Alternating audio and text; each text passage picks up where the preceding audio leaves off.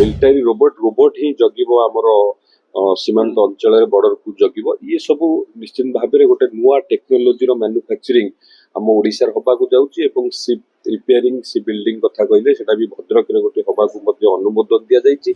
देखु एबे गत किछि दिन तले चीफ सेक्रेटरी अध्यक्षता 4111 कोटी टंकार प्रोजेक्ट को अनुमोदन दि जाइतिला।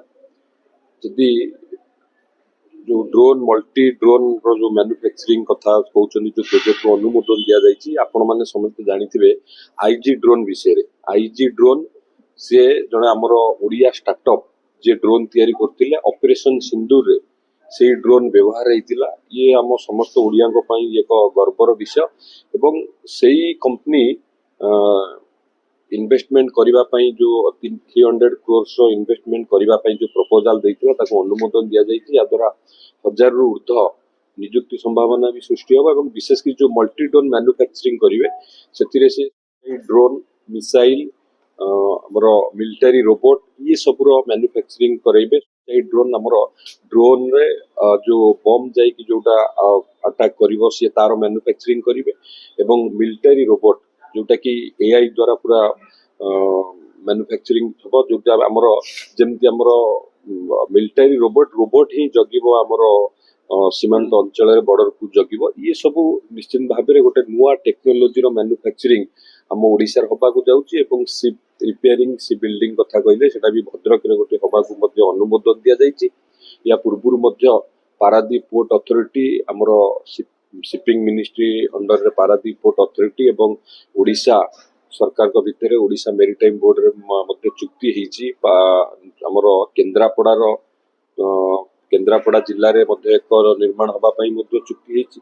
तो एबे ओडिशा को ओडिशा रे आपण मान जे देखिबे विभिन्न सेक्टर रो इन्वेस्टमेंट ये जो 4111 कोटी टंकार दिया गला एथिरे विभिन्न सेक्टर रो इन्वेस्टमेंट देगा हमर डिफेंस फार्मा रो बहुत गुडे इन्वेस्टमेंट अपैरल गारमेंट एमती डिफरेंट सेक्टर रो इन्वेस्टमेंट आसीची। एवं पूर्वरु मध्य आमे जदि देखिबा याकू मिसेले 7,70,000 कोटी टंकार ऊर्ध्व शिल्प को आमे अनुमोदन दे सारचु। से भितरु 2,50,000 कोटी टंकार ग्राउंड ब्रेकिंग इनाग्रेशन करिवारे मध्य 108टी प्रकल्प को आमे सफल हेचु।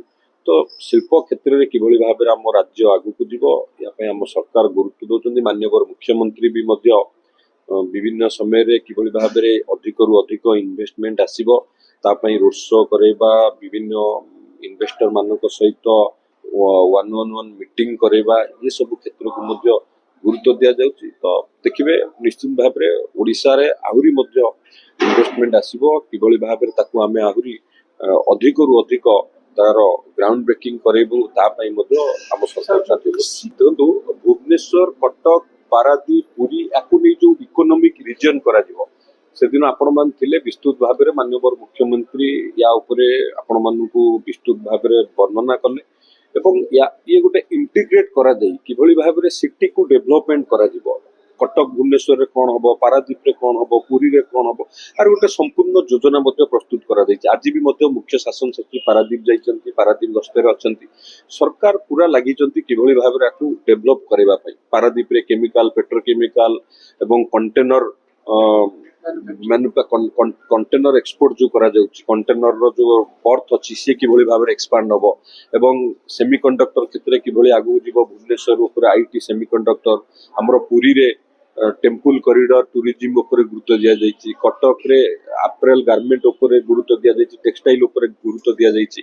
एबे देखंतु वेल्सपन कथा जो आपण कहिले वेल्सपन रो जो जहा समस्या थिला जमी को नेकी एवं जहा सेठी स्थानीय समस्या थिला से समाधान हेकी वेल्सपन भी एबे काम आरंभ कले तेणु खूब शीघ्र मध्य सेठी प्रतिष्ठा हबो ता ऊपर गुरुत्व दे सरकार विभिन्न प्रकार मध्य कार्यक्रम हाथ को नहीं।